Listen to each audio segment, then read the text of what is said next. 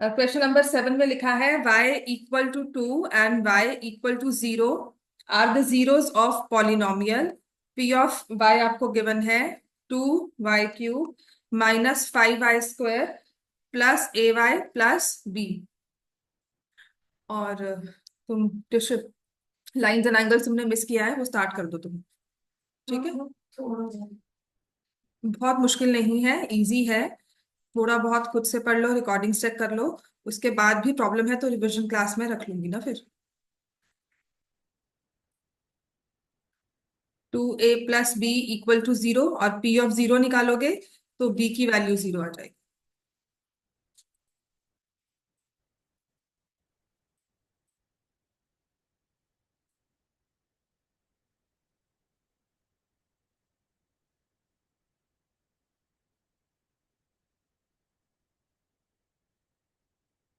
अब जो question number 8 है वो थोड़ा सा डिफरेंट है। जीरोस दिए हुए हैं बेटा पॉलिनोमियल के। जीरोस का मतलब क्या होता है? वैल्यू 0 आ जाएगी, तो p of 2 is 0, p of 0 is 0। उसमें से a और b की फिर हमने वैल्यूज निकालनी है ना। If 0 is one of the zeros तो होता क्या है, आपका जो एक अननोन टर्म होती है ना, वो अगर वो कांस्टेंट टर्म है तो वो एग्जैक्टली 0 हो जाती है। तो जैसे b 0 आ गया, हमारे पास ये इक्वेशन बनी, इसमें मैंने b को 0 लिख दिया, तो मेरी पूरी इक्वेशन a में रह जाएगी, जो हमारे लिए इजी है सॉल्व करना। ठीक है, अब क्वेश्चन नंबर 8 में देखो। And sometimes they do ask questions like question number 8। Question number 8 भी पेपर में आया हुआ है कहीं ना कहीं किसी स्कूल में, दो it should not be a part of your syllabus. ऐसा इसलिए क्योंकि linear equation in two variables आपके सिलेबस में ग्राफिकली सॉल्विंग है, एल्जेब्रिकली सॉल्विंग नहीं है। x+1 and x-1 are factors.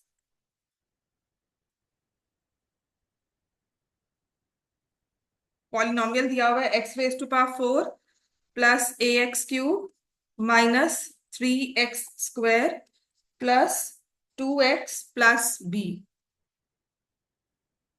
तो सबसे पहले तो जब आपको पता है कि फैक्टर्स लिखा हुआ है, जीरोस लिखा है, तो हमें ये जरूर लिखना है बाय फैक्टर थ्योरम। और उसके बाद x+1 इज अ फैक्टर, तो उससे x की वैल्यू आ गई -1, तो p ऑफ -1 निकाल लेंगे।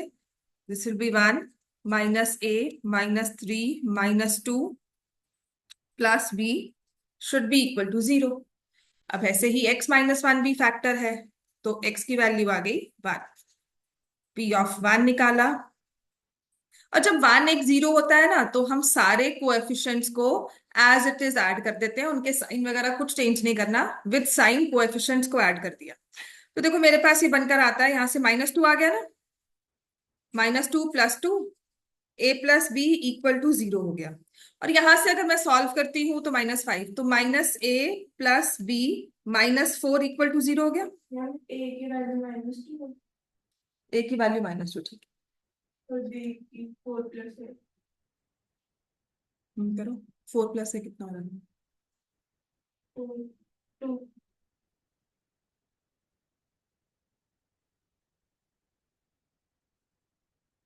ठीक है, मैम ये a minus B is equal to 4 निकल गया और a plus B is equal to 0। हाँ। अब ये दो इक्वेशंस आ गई ना हमारे पास। यही से प्रॉब्लम आती है जब मैं कहती हूँ कि ऐसा क्वेश्चन देखो, वहां पहले क्वेश्चंस में क्या था, एक नंबर 0 दिया हुआ था, तो उससे जो हमारी कांस्टेंट टर्म थी वो एग्जैक्टली 0 हो जाती थी, b की वैल्यू 0 आई, दूसरी इक्वेशन सॉल्व करनी आसान है। बट जब हमारे पास दो इक्वेशंस आ जाती हैं, आइडली दिस क्वेश्चन, बट फिर भी टीचर्स देती हैं, तो आपको क्या करना है, यहां से b की वैल्यू निकाल लेनी है। क्या आती है b की value? Put it here, -a -4 equal to 0 -2a equal to 4, a की वैल्यू क्या आ गई? -2। और जो a की वैल्यू है वो यहां पुट कर देंगे, तो b की वैल्यू है माइनस ऑफ -2, तो b की वैल्यू क्या आ गई? 2। ये थोड़ा सा ध्यान रखना, बस एक इक्वेशन से दूसरे इक्वेशन की, दूसरे वेरिएबल की वैल्यू निकाल लो in terms of express one in terms of other and put it in the equation, main equation. ठीक है, पहले b की वैल्यू निकाल दी, उसमें डाल दिया। हाँ बिल्कुल ठीक है, वो भी कर सकते हो, मतलब किसी भी एक इक्वेशन में से एक वेरिएबल की value in terms of other निकालकर दूसरे में सब्स्टिट्यूट कर दो to get the equation in one variable, solve for one then solve for second. तो ऐसे वाले क्वेश्चंस भी इंपॉर्टेंट हैं।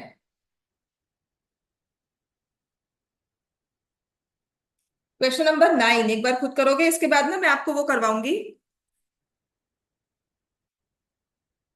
फैक्टराइजेशन, डिफरेंट क्वेश्चंस फैक्टराइजेशन के, वो प्रैक्टिस करवा देती हूँ।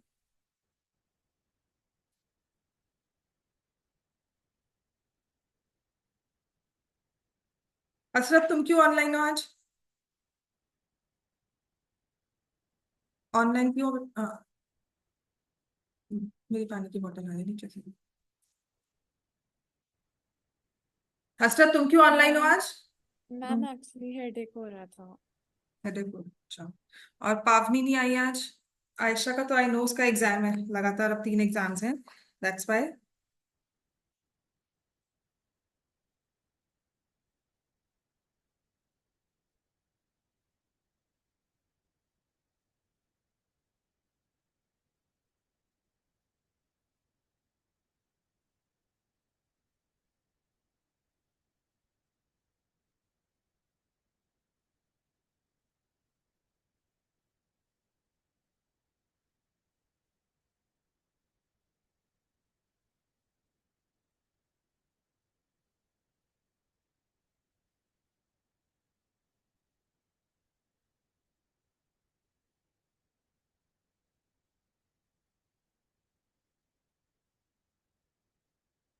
क्वेश्चन नंबर 9 में ना, देखो मेन प्रॉब्लम मैंने आपको कहा था इन क्वेश्चंस में इंटरप्रिटेशन की होगी। क्वेश्चन नंबर 9 में आपको दो पॉलिनोमियल्स दिए हैं, एक है F of x which is 4x³ ए की वैल्यू 1/2। ठीक है बेटा, और एक दिया हुआ है g of x which is 2x³ plus ax² minus 6x minus 2।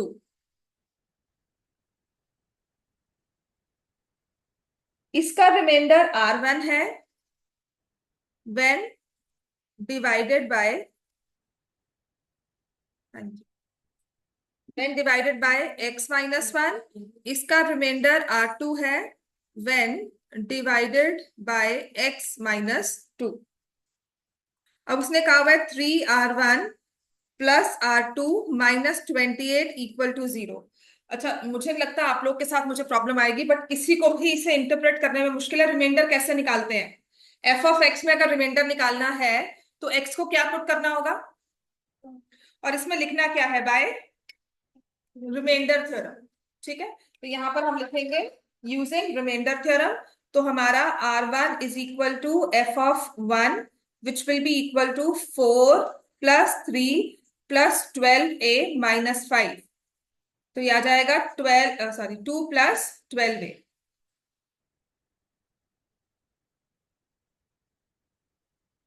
ठीक है, और ये जो है वो रिमाइंडर है ना। यहां पर ना बच्चों की अर्ज क्या होती है कि ये रिमाइंडर है ना, इसको इक्वल टू 0 कर दिया।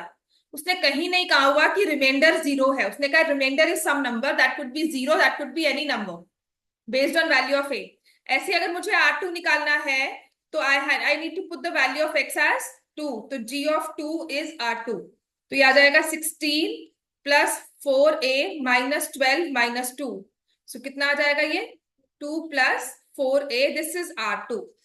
होता क्या था यहाँ पर, मतलब मुझे नहीं पता, आपको इंटरप्रिटेशन में प्रॉब्लम है, बच्चे ने यहाँ पर भी 0 कर दिया और यहाँ पर भी 0 कर दिया, तो एक ही दो वैल्यूज निकालकर सामने रख दी। ऐसा नहीं करना है हमें। आपको मैंने कहा था थोड़ा सा ध्यान लगाकर सिर्फ इतना देखना है कि आपको इंटरप्रेट कैसे करने को कहा है। R1 इज द रिमाइंडर, यहाँ R1 पुट किया है, 2 plus 12a plus 2 plus 4a minus 28 equal to 0। a की वैल्यू एक सिंगल आएगी विच इज 1/2। हम इज इक्वल टू 0 तब पुट कर सकते हैं ना जब या तो दिया हो कि जीरोस ऑफ पॉलिनोमियल दिया या फैक्टर दिया हो, या कहा हो रिमाइंडर कंप्लीटली डिविजिबल कहा हो, कंप्लीटली डिविजिबल फैक्टर है, रिमाइंडर 0 है, या दीज आर द जीरोस। ठीक है, तो ये वर्ड्स यूज करते हैं तब रिमाइंडर 0 आता है, और वहां पर फैक्टर थ्योरम होती है। जब रिमाइंडर कहा हो x is equal to 28 is equal to p is equal to q या is equal to R1, that means वहां आप रिमाइंडर थ्योरम यूज करते हैं। So remainder can have any value that could be 0 also, 0 is the remainder, और जब 0 reminder आता है तो हम उसको फैक्टर बोल देते हैं। ठीक हो गया ना? तो ये क्वेश्चंस आई थिंक हो चुके हैं आप, है ना। अब आते हैं एक्चुअल वाले, डिवीजन होती है ना, आती है आपको डिवीजन, पॉलिनोमियल्स को डिवाइड करना तो आता है। अब जो क्वेश्चन इसमें आते हैं वो ये वाला है।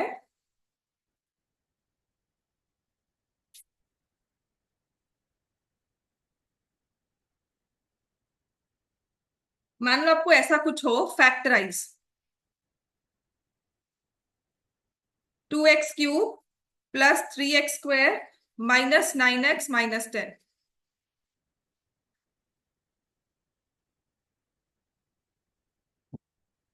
ऐसी कुछ चीज हमें फैक्टराइज करने को कहा जाए।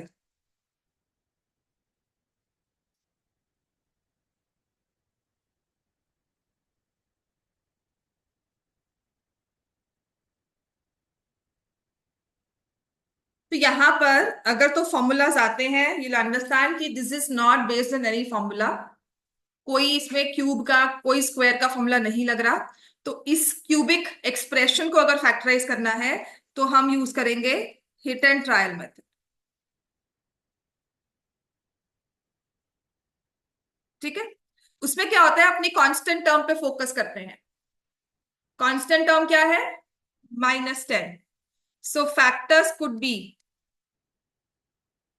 या जीरोस कुड बी। 10 के फैक्टर्स क्या है? 1, 2, 5 एंड 10। ठीक है।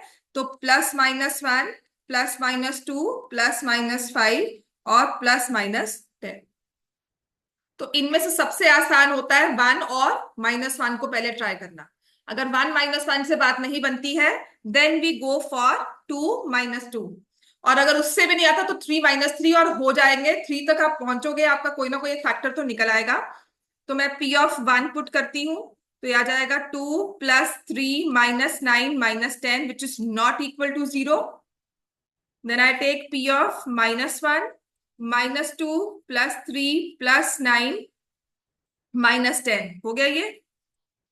-12 + 12 इज 0। मैम तो इसमें हमने कैसे वो हम हो गया कि is equal to 0? Value put की है रैंडमली। वो वैल्यू तो कुछ करी है, वो एंड में की देख यहाँ पर प्लस कर, ये 5 हो गया। 5 - 19 कितना होता है? नहीं हुआ ना 0 के इक्वल। अब यहाँ पे ये -2 -10 कितना हुआ? -12। 3 + 9 कितना हुआ? 12। तो 0 आ गया ना। तो अगर ये 0 आ गया, देख वैल्यू 0 हो गई। वैल्यू 0 होने का मतलब है हमारा फैक्टर थ्योरम आ जाता है। वो क्या कहती है factor theorem? That x = -1 is a 0 of P(x), है ना। और x + 1 इज अ फैक्टर। अब आपको डिविजन भी आती है। 3 मार्क्स में एक क्वेश्चन आ जाता है, आपको डिवीजन आती है ये। आप क्या करोगे, इस पॉलिनोमियल को x + 1 से डिवाइड कर दोगे, क्वोशंट आ जाएगा। ठीक है। अब देखिए हमारा डिविडेंड जो है वो क्यूबिक एक्सप्रेशन है, उसको हमने डिवाइड किया एक लीनियर टर्म से। तो आपका जो क्वोशंट आएगा it will be a quadratic expression. Quotient में क्वाड्रेटिक आएगा ना, क्योंकि देख क्यूब हमें हटाना है तो मैं यहाँ स्क्वायर से मल्टीप्लाई करूंगी। तो उस क्वाड्रेटिक को हम फैक्टराइज करते हैं स्प्लिटिंग ऑफ मिडिल टर्म से। समझ में आ गया? इसके स्टेप्स देख लो। यहां पर मैं अभी फॉर्मूलाज करवाऊंगी, आप रियलाइज करोगे कि इसमें कोई फॉर्मूला नहीं लग रहा है, कोई क्यूब का कोई स्क्वायर का कुछ भी फॉर्मूला मेरा एप्लीकेबल नहीं हो रहा है। राइट। तो इसमें जो फैक्टराइजेशन होनी है ना, that is by remainder theorem और फैक्टर थ्योरम। ठीक है। फैक्टर थ्योरम बिकॉज फैक्टराइज कर रहे हैं। तो आपने रैंडमली आपने कांस्टेंट टर्म चेक करनी है। कांस्टेंट टर्म के फैक्टर्स प्लस माइनस के साथ लिख लो सारे। सबसे आसान होता है +1 -1, और 95% +1 - 1 से काम हो जाएगा। 2-3 क्वेश्चन है मैंने आपकी वर्कशीट में दिए हुए हैं, जहां पर +1 -1 नहीं चलता, वहां पे आप +2 -2 या +3 - 3 तक आपको जाना पड़ेगा। उसके बाद नहीं। मैक्सिमम से मैक्सिमम हो सकता है कि 5 -5 तक जाओ। इतना कोई बहुत डिफिकल्ट क्वेश्चन नहीं आएगा कि आप उसके फैक्टर्स ढूंढते रह जाओगे। समझ में आ गया? हिंट यहीं से मिलेगा। यहाँ पे मैंने 3 क्यों नहीं चेक किया? क्योंकि ये 10 नहीं बनता। 3 is not a factor of 10, that's why +-3 नहीं किया। तो अब मैंने +1 -1 चेक किया, -1 से रिमाइंडर 0 आ गया। That means x + 1 is a factor. अब क्या करना है, इस 2x³ को 2x³ प्लस 3x² -9x - 10 को मैं x+1 से डिवाइड करूंगी। ये पूरा क्वेश्चन आराम से 3 नंबर का आ जाता है। इसको 2x² से मल्टीप्लाई किया, 2x³ +2x², सिंस डिविजन तो माइनस करेंगे, यहां पर ये कैंसिल हो गया। x² -9x - 10, फिर प्लस x से x² प्लस x आ जाएगा, माइनस माइनस ये cancel, -10x - 10 multiply with -10, remainder 0 आ गया।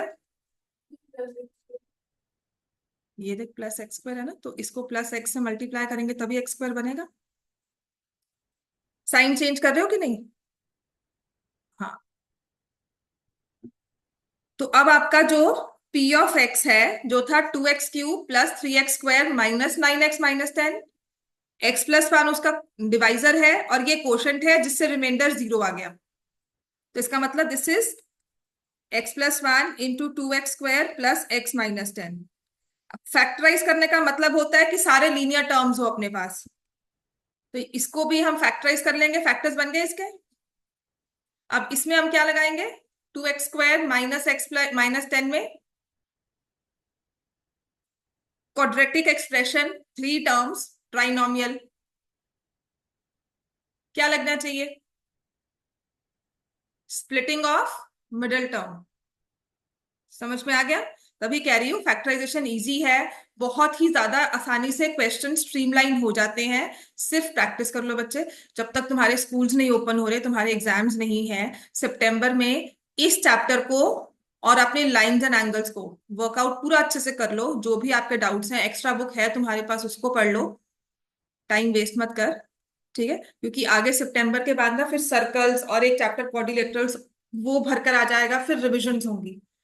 तो आई प्लान कि मैं जुलाई तक मैक्सिमम सिलेबस जो आपके पेपर्स में आना है वो करवाकर अगस्त में प्रॉपर मैं आपको असर्शन, रीजनिंग, केस स्टडीज जितनी भी बुक्स हैं वो सब करवा दूं।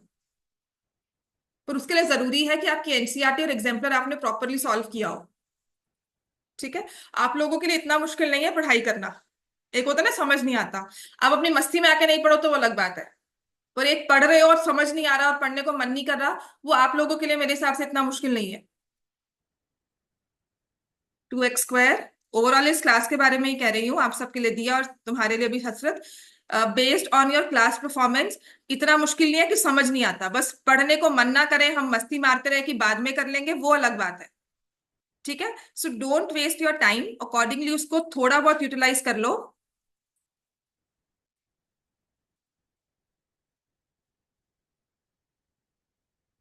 क्योंकि नाइन्थ में भी परफेक्ट स्कोर आता है, नाइन्थ में भी आप 90 75 अबव तो आराम से स्कोर कर लेते हो 80 में से।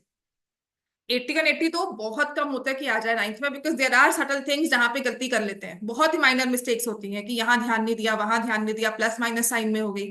10th में वो कुछ नहीं है, 10th में स्कोर करना सबसे आसान है। समझ में आ गया इतना?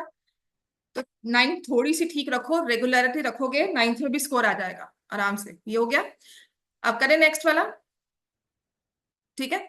चलो, नेक्स्ट हमारे पास है एक ऐसा ही क्वेश्चन, ले लो, फैक्टराइज करना है आपको, which is x³ +10x² -37x +26।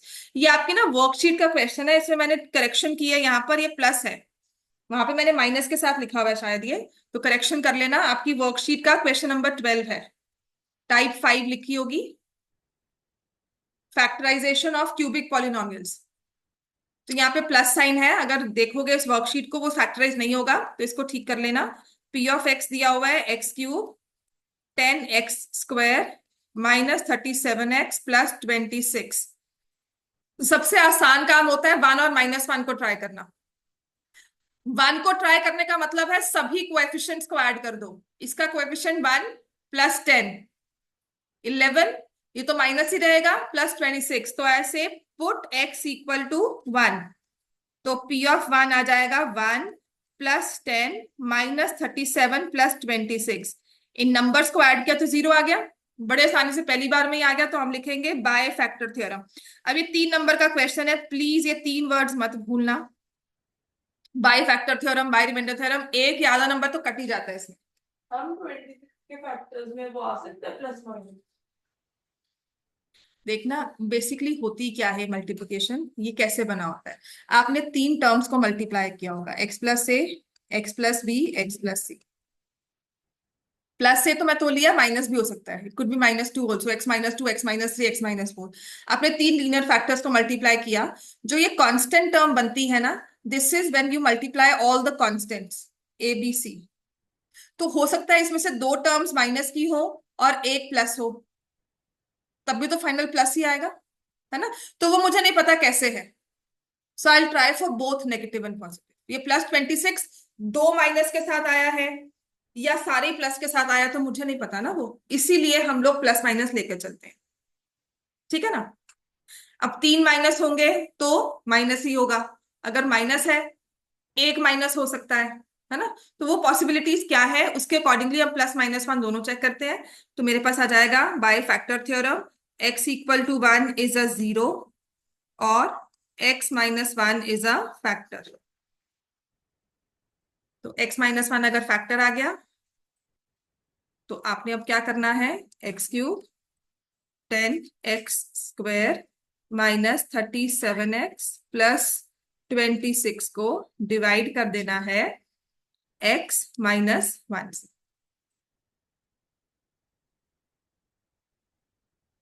ये ले, ये ले ले, काम टाइम में वेस्ट कर। आप मतलब बार बार फजी होता है ना, मतलब फिजिटी होते तो मुझे इरिटेशन होती है। यहाँ से x³ हो गया, तो हम क्या करेंगे अब इसमें x², राइट। तो यहाँ से x³ -x², ये माइनस ये प्लस कैंसिल हो गया, देन यहाँ से आ जाएगा 11x² -37x + 26, मल्टीप्लाई करूंगी +11x से, तो ये आ जाएगा 11x² -11x, यहाँ प्लस हो गया यहाँ माइनस, ये कैंसल, -26x + 26 और कर देंगे मल्टीप्लाई 26 से, ठीक है ना। तो ये मेरा फैक्टर दूसरा क्या बनकर आ गया,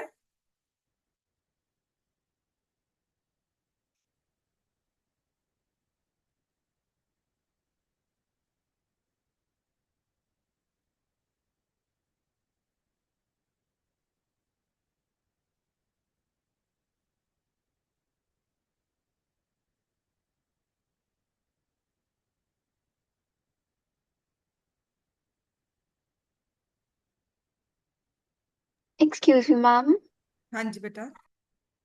मैम एक बार ये डिवीजन दोबारा समझा दो, ये वाली। ये वाली समझानी है, इसमें हमारे पास था x³ +10x² -37x + 26, इसको हम डिवाइड कर रहे हैं x+1 से, ठीक है। पहली चीज तो जब हम डिवाइड करते हैं, we need to make the power same, हमें कोशिश ये करनी है कि जो हमारा फर्स्ट वाला टर्म है उसको हम एलिमिनेट कर दें। तो x को किससे मल्टीप्लाई करें कि x³ आ जाए। तो बेसिकली क्या होता है, ये x³ मैंने लिया, यहां पर जो मेरे पास टर्म है x, मैंने उसको डिवाइड कर दिया, तो मेरे पास आंसर आता है x²। तो मेरा पहला नंबर यहाँ पर होगा x²। अब x² को x+1 दोनों से मल्टीप्लाई करना है, तो ये आ जाएगा x³ +x²। अब क्योंकि डिवीजन जो होता है that's a process of repeated subtraction, तो ये x³ हो गया कैंसल, यहां इनको माइनस कर देंगे, मैं x-1 से मल्टीप्लाई करी थी, नॉट x+1 से। इसका आंसर x-1 x-2 x+13। ठीक है। अब यहाँ पर आ गया ये -x², समझ में आ गया ना दिया। Yes ma'am. अब ये साइन प्लस हो जाएगा, है ना, तो ये तो कैंसिल हो गया, +10 + x will be 11x² -37x + 26। अब जो नेक्स्ट मेरी लीडिंग कोएफिशिएंट वाली टर्म हो गई वो है 11x²। अब इस 11x² को करने के लिए मैं क्या करूंगी, 11x² को जो हमारी डिवाइजर की पहली टर्म है उससे डिवाइड कर दिया, तो 11x आ गया, तो मेरा आंसर +11x होगा यहाँ पर। अब 11x को x से मल्टीप्लाई किया तो 11x² -1 × 11x will be -11x, division है, अगेन रिपीटेड सब्ट्रैक्शन, तो ये आ जाएगा -26x प्लस 26। सो -26 कर देंगे, -26x प्लस 26 माइनस, और ये प्लस कैंसिल हो जाएगा, फाइनल रिमाइंडर इज 0। अब समझ में आ गया? Yes ma'am. तो ये आ जाएगा x² प्लस 11x माइनस 26। 26 के दो ही फैक्टर्स होते हैं, कौन से वाले? जिनका डिफरेंस 11 में आए, 13 एंड 2। तो x² plus 13x minus 2x minus 26। तो x minus 1, x plus 13, then x minus 2। Okay clear हो गया? देख, दो माइनस में आया, एक प्लस में आ गया, है ना? फाइनल हमारा कोएफिशिएंट प्लस में आएगा। Yes ma'am. ठीक हो गया? अब आते हैं हमारे दूसरे इंपॉर्टेंट क्वेश्चंस फैक्टराइजेशन के। ठीक है, एक तो फिर आता है एक्सपेंशन का। कुछ क्वेश्चंस हमारे पास आते हैं in which we need to expand. जैसे कि अगर आपको ऐसा कुछ क्वेश्चन आए, 3x प्लस 1/2x का होल स्क्वायर, ये क्या बन जाता है? a प्लस बी का होल स्क्वायर, पहले फॉर्मूला से लिख लो सारे। a माइनस बी का whole square, then if you have a plus b into a minus b, then if it is a plus b plus c का whole square.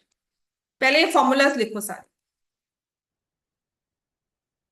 What is a plus b whole square? a minus b whole square, a square b square minus 2ab, a plus b into a minus b, a square minus b square, and तीन terms का square root. इसका formula अगर भूल जाओ ना तो क्या करते हैं, पहली दो टर्म्स को कंबाइन कर लेते हैं, लास्ट की दो टर्म्स को कंबाइन करके स्क्वायर का फॉर्मूला, देन फर्दर स्क्वायर का फॉर्मूला। तो ये आता है a square b square c square का सम, 2ab 2bc 2ac। ये तो हमारे पास स्क्वायर के फॉर्मूलाज हैं। फिर कुछ ऐसा भी फॉर्मूला होता है जो स्प्लिटिंग में यूज करते हैं, x plus a into x plus B is equal to x² plus a plus b into x plus a B.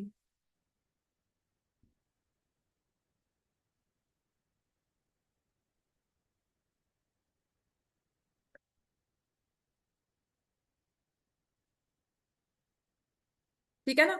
अब इसके बाद क्यूब के फॉर्मूलाज हैं हमारे पास। क्यूब के कौन से फॉर्मूलाज हैं? अगर a प्लस बी का होल क्यूब है तो क्या होगा वो? a³ plus b³ 3ab into a plus b. And if it is a minus b whole cube, a³ minus b³ minus 3ab into a minus B.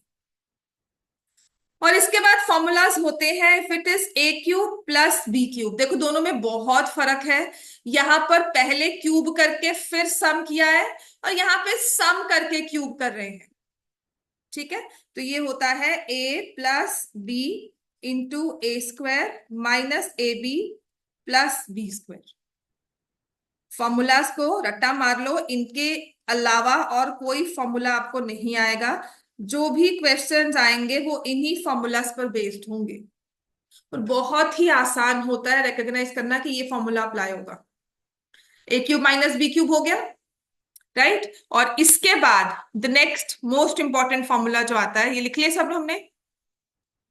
इसके बाद जो most important formula जिसका 1 या 2 नंबर का क्वेश्चन आपको आ ही जाएगा, वो है a³ plus b³ plus c³ minus 3abc। तो इसको लिखते हैं a plus b plus c, a square b square c square minus a b minus b c minus a सी।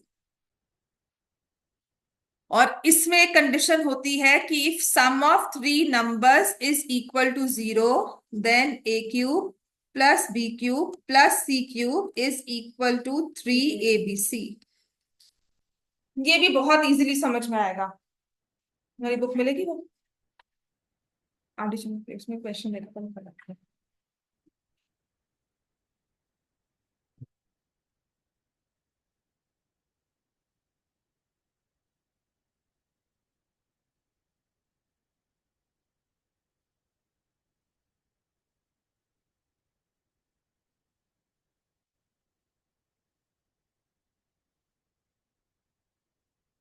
ठीक है ना।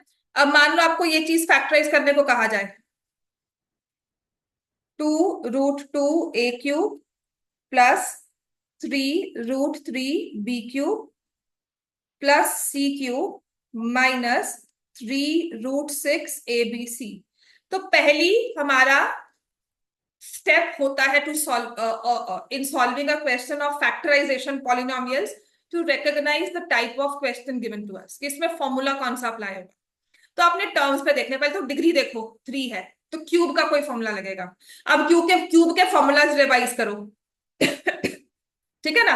अब मेरे को 3 पावर्स दिख रही हैं, तो क्यूब के हमारे पास ये 3 फॉर्मूलाज है, a³ b³ a−b whole cube या a³ plus b³ a³ minus b³ और एक किया हुआ है a³ plus b³ plus c³ minus 3abc। तो आपको पता लग रहा है कि ये कैटेगरी यहां पर आ गई। ठीक है ना।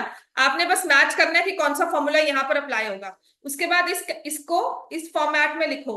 तो 2√2 दिया हुआ है, किसका क्यूब होगा, √2 a का होल क्यूब। 3√3 दिया हुआ है तो इट विल बी √3 b का होल क्यूब। और c³ कहा है तो प्लस c का होल क्यूब माइनस 3abc होती है तो वो हो जाएगा 2a then into √3b into c, and multiply करने पे मेरे पास यही टर्म बन के आ रही है।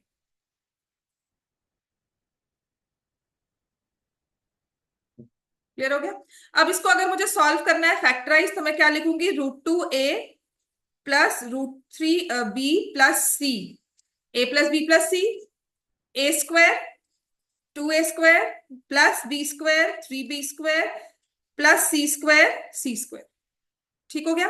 माइनस पहले दो का product √6ab minus √3bc minus √2ac। ये बहुत ही बेसिक सा हो गया। ठीक है। अब इसको थोड़ा सा चेंज करते हैं। ये बेसिक सबने लिख लिया, हसरत और दिया लिख लिया ना ये। Ma'am 1 minute. ओके।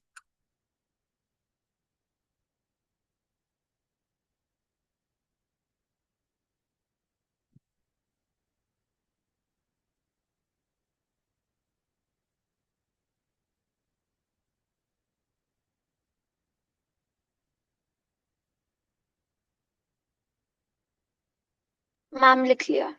चलो, अब मैं थोड़ा सा इसमें चेंज करूंगी एंड दैट वुड बी, देखो यही फॉर्मूला ना, अब 9th क्यों मुश्किल बन जाती है, क्योंकि इसी आपने ये चीज मैंने क्लास में करवाई, पेपर में ना इसके अलग से फॉर्मेट कुछ आ गया। मान लो कुछ इस तरह से आ जाए, अब क्या करेंगे। उसको प्लस करके ब्रैकेट में लिख देना। ठीक है। अब ये क्या हो जाएगा, 2√2a है उसका whole cube plus minus √3b का whole cube plus minus c का whole cube minus 3 into √2a into minus √3b into minus c। तो यहाँ पे 3 माइनस तो माइनस साइन फाइनल रहेगा ही।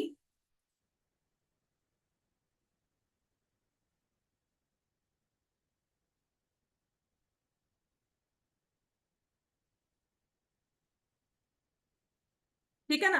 अब ये फैक्टराइज कैसे होगा, √2a minus √3b minus c, दूसरी टर्म में क्या जाएगा 2a², फिर 3b², फिर c²। स्क्वायर की टर्म तो क्योंकि माइनस साइन है, स्क्वायर की टर्म में हमेशा पॉजिटिव ही आएगा। और यहां पर जब हम मल्टीप्लाई करेंगे तो मैं इस वाली टर्म को √2a और माइनस √3b को मल्टीप्लाई कर रही हूं। देखो √2a multiplied by minus √3b, फिर नेक्स्ट क्या होगा minus √3b into minus c, और फिर नेक्स्ट क्या होगा minus √2a into minus √2a into minus c। तो पहली टर्म तो हमारे पास यही आ गई, और यहां पर दिया होगा 2a² plus 3b² plus c², दो माइनस प्लस हो जाएंगे, +√6ab, यहाँ पे 3 माइनस है तो माइनस ही रहेगा, √3bc, यहाँ पे 2 माइनस है तो प्लस हो जाएगा, √2ac। तो दो मेरा फॉर्मूला -ab -bc -ca कहता है, लेकिन यहाँ पे कुछ टर्म्स प्लस माइनस होगी बेस्ड ऑन दीज कोएफिशिएंट्स। एक ये वाला फॉर्मूला है जहां पर ये थोड़ी बहुत चेंजेस होती रहती हैं, ठीक है ना, प्लस माइनस साइन कहाँ देंगे आपको नहीं पता, और अकॉर्डिंगली आपका फॉर्मूला चेंज हो जाएगा, ठीक है। अब आते हैं ऐसे ही, लिख लिया सबने ये?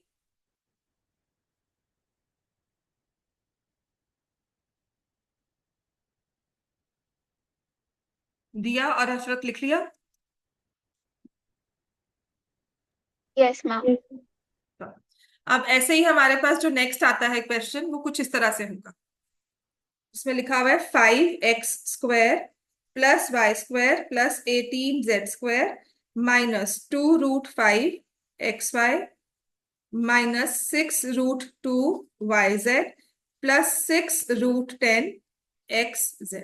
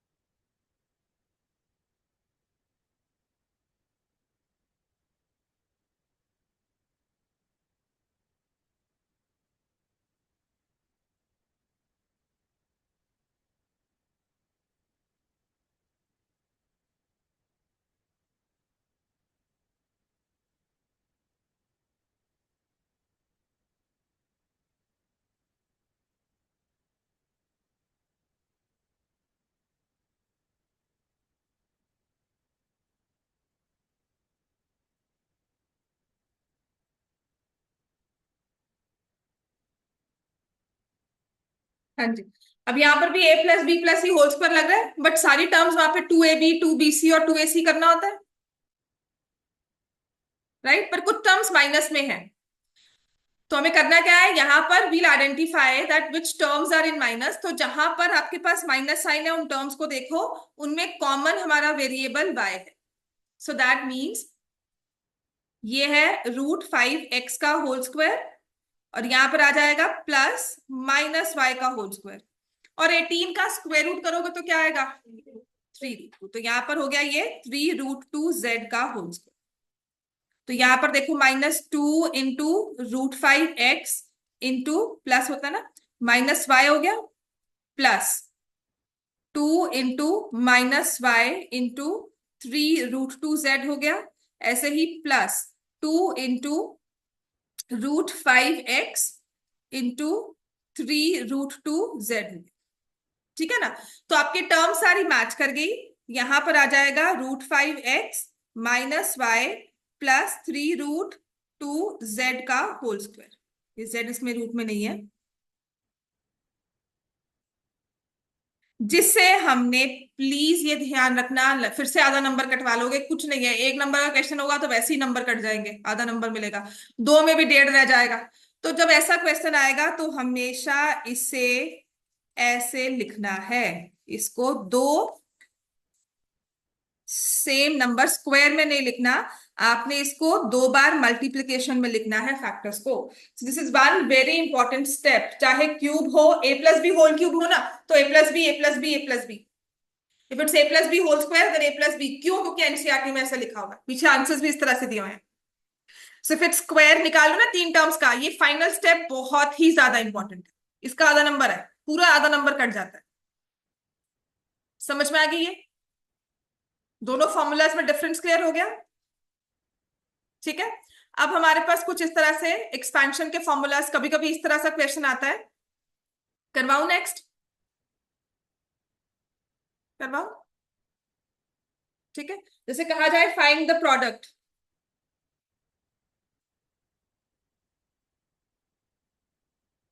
कुछ इस तरह से आपको लिख दिया हो, 2x minus y plus 3z into 4x² plus y square plus 9z² plus 2xy plus 3yz minus 6xz।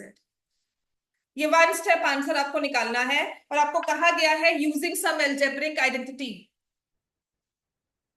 तो यहाँ पे फॉर्मूलाज स्ट्रॉन्ग चाहिए, हमारी आइडेंटिटीज को बहुत स्ट्रॉन्ग रखना है। तो आप बताओ इसमें क्या यूज होगा? ए प्लस बी प्लस सी का होल स्क्वायर। फिर से देखिए फॉर्मूलाज की लिस्ट देखो, फॉर्मूलाज खोलो। मतलब by the time you feel का बड़ा अच्छा पढ़ा रहे हो, बड़ा अच्छा काम करा रहे हो, बच्चे को आ जाएगा। तुम कहते हो ए प्लस बी प्लस सी होल स्क्वायर का यूज होगा, एक टर्म और भी तो है साथ में।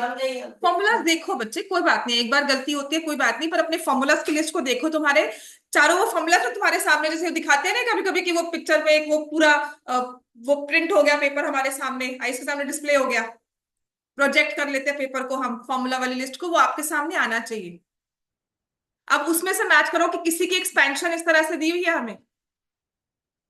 ऑब्वियसली यहाँ पे वो मल्टीप्लाई करके, देखो 6 टर्म्स है, मल्टीप्लाई करोगे 18 टर्म्स बन जाएंगी, उनको प्लस माइनस करके आंसर निकालना होगा। तो ये आसान काम नहीं है, मल्टीप्लाई करके हर कोई आंसर निकाल सकता है। अगर मेरे पास गुड 10 मिनट है ना, मैं आराम से बैठ के एक एक टर्म निकालूंगी, प्लस माइनस करूंगी, आंसर आ जाएगा। What I need to identify is that it is given in some format. तो अब तुम्हें ये फैक्टराइज्ड फॉर्म में दिया हुआ है, तुम्हें इसकी एक्सपेंशन बतानी है। अच्छा वो अदर वे राउंड घूमना है इसको। Ma'am a cube plus b cube plus c cube minus 3abc, समझ में आ गया? बट यहाँ पर तो ये माइनस वाई दिखा हुआ है, तो क्या होगा कि ये है 2x का whole cube plus minus y का होल क्यूब प्लस 3z का whole cube minus 3 into 2x into minus y into 3z। ये क्वेश्चन भी पेपर में आ जाता है, फाइंड द प्रोडक्ट, 2 नंबर का क्वेश्चन होगा, और मार्क्स तभी मिलेंगे जब आपने फॉर्मूला मेंशन किया होगा। समझ में आ गई बात? ये आपको आपकी एक्सपेंशन मेंशन करनी है कि मैंने यहां पर यूज किया है a cube plus b cube plus c cube minus 3abc। Multiply करके आंसर दोगे ना, 10 मिनट लगाओगे भी, मार्क्स भी नहीं मिलेंगे।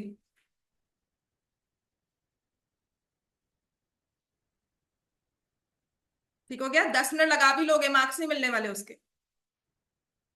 तो ये हमारे पास आ जाएगा 2x का whole cube will be 8x cube minus y cube plus 27z cube minus 2 बार ये आ गया तो प्लस हो जाएगा 6 और 3 18xyz। ये आपका फाइनल आंसर। क्लियर हो गया इतना? समझ में आ गया? ठीक है, ऐसा ही नेक्स्ट लिखो।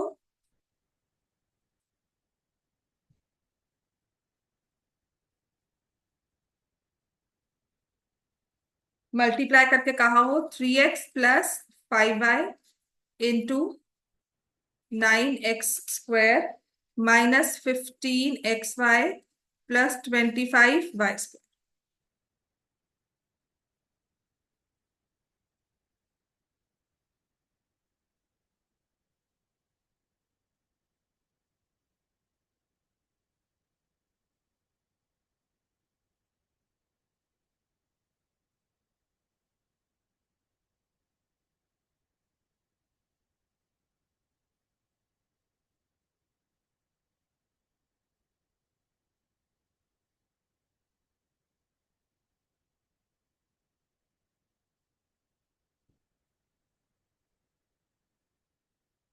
अब क्या लग रहा है, फॉर्मूला की लिस्ट में चेक करोगे तो यहाँ पर 2 टर्म्स हैं, ए प्लस बी या x प्लस वाई, और यहाँ पर 9x² है जो 3x का होल स्क्वायर है, देन आई हैव 25x² जो 5y का होल स्क्वायर है। तो मतलब अगर ये a प्लस बी है तो यहाँ पर मुझे दिया हुआ है a² और यहाँ दिया हुआ है b²।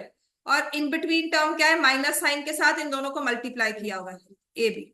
This is the formula for a cube plus b cube. तो आप इसे क्या लिख दोगे, 3x का होल क्यूब प्लस 5y का होल क्यूब, दैट्स इट। तो ये आ जाएगा 27x cube plus 125y cube. Clear हो गया? अब इसको 3 क्यूब्स में नहीं लिख सकते हम।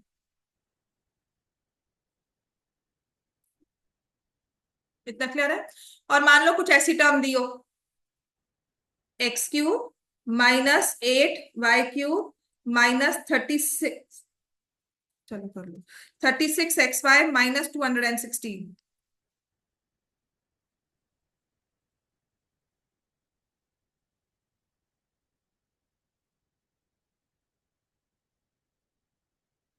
अब ये कंफ्यूजन में आ जाता है कि कहाँ पे कौन सा फॉर्मूला लगाओगे इसमें।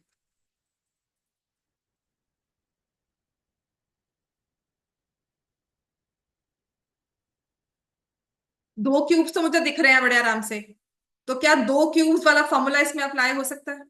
चेक करो।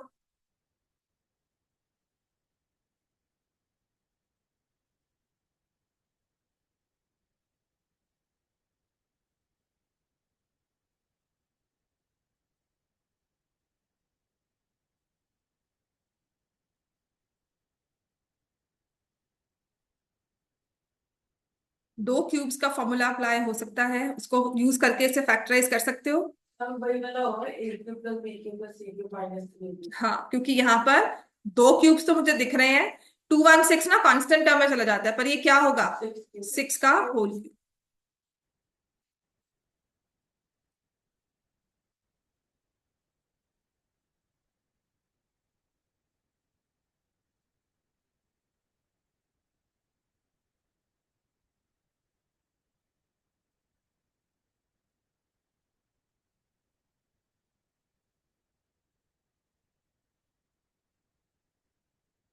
और फिर आइडेंटिफाई भी करनी है कौन सी टर्म्स माइनस में आएंगी, और अकॉर्डिंगली सेकंड वाला फैक्टराइज वैसे ही करना है, एक्सपेंशन सेकंड वाली ऐसे ही लिखनी होगी। तो ये आ जाएगा x-2y-6, और नेक्स्ट क्या होगा, x²। अब जब स्क्वायर की टर्म्स होती है तो सारी प्लस हो जाती हैं। अब -ab, तो +2xy -bc, तो दो माइनस है तो -12y -ac, तो प्लस हो जाएगा 6x। हसरत दिया, आपको ये समझ में आ गया बच्चे? Yes ma'am. यहाँ पर मेन गड़बड़ ना ये प्लस माइनस साइन में होती है। आप फॉर्मूला भी आइडेंटिफाई कर लोगे ना, आप स्टूडेंट्स यहाँ पे फॉर्मूला आइडेंटिफाई कर लिया ना, उसके बाद भी बड़े अच्छे अच्छे बच्चे भी वो क्या कराएंगे, सारा प्लस में लिखाएंगे, x+2y+6। अगर यहाँ माइनस में लिख दिया तो यहाँ पे कुछ गड़बड़ कर देंगे, और ट्रस्ट में यहाँ गड़बड़ होगी तब भी 0 मार्क्स मिलने वाले हैं। इस टाइम ना फिर टीचर तो जाते हैं कि नहीं पूरा गलत लिखा है जी, इसको बिल्कुल नंबर नहीं देने, आधा सही आधा गलत नहीं है, दूसरी वाली टर्म गलत है तो 0। 2 नंबर का क्वेश्चन है, कंप्लीट 0। समझ में आ गया? तो प्लीज साइंस का ध्यान रखना है आपको, कैसे उसे फैक्टराइज किया गया है उन टर्म्स को ध्यान से देखना है। अगर मान लो ऐसा कुछ दिया हो, 8x³ +1 +12x² +6x, तो अब ये क्या लगता है कौन सा फॉर्मूला है? बस अपने फॉर्मूलाज की लिस्ट ना वही प्रोजेक्टर के साथ आपके सामने आनी चाहिए, आपकी आंखों के सामने वो सारे square. But when I see cube here, मेरे दिमाग में क्यूब के फॉर्मूलाज चलने चाहिए सारे। ठीक है, तो सारे क्यूब्स के फॉर्मूला मैं कौन से वाला यहाँ पे फिट करूंगी?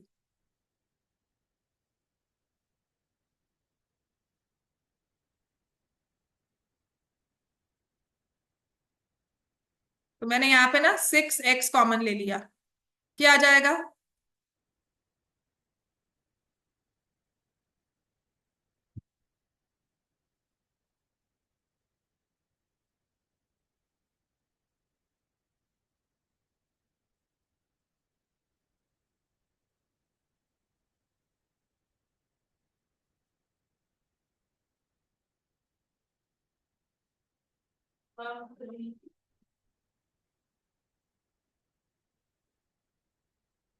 तो जहां पर मुझे सिर्फ दो स्क्वायर क्यूब्स दिख रहे हैं और एक स्क्वायर की टर्म साथ में दिख रही है, तुम सारे प्रेजेंट थे ना। और आज कल आयशा नहीं आई थी बस।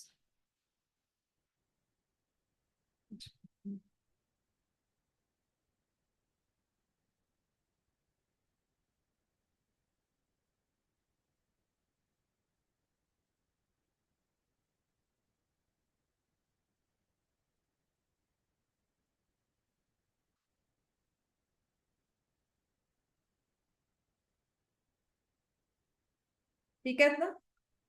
तो हो सकता है कल भी ये चैप्टर आपका रिवाइज हो फर्दर। पॉलिनोमियल्स अपनी वर्कशीट पूरी करके आना, फॉर्मूलाज अच्छे से रिवाइज करके आना है सारे।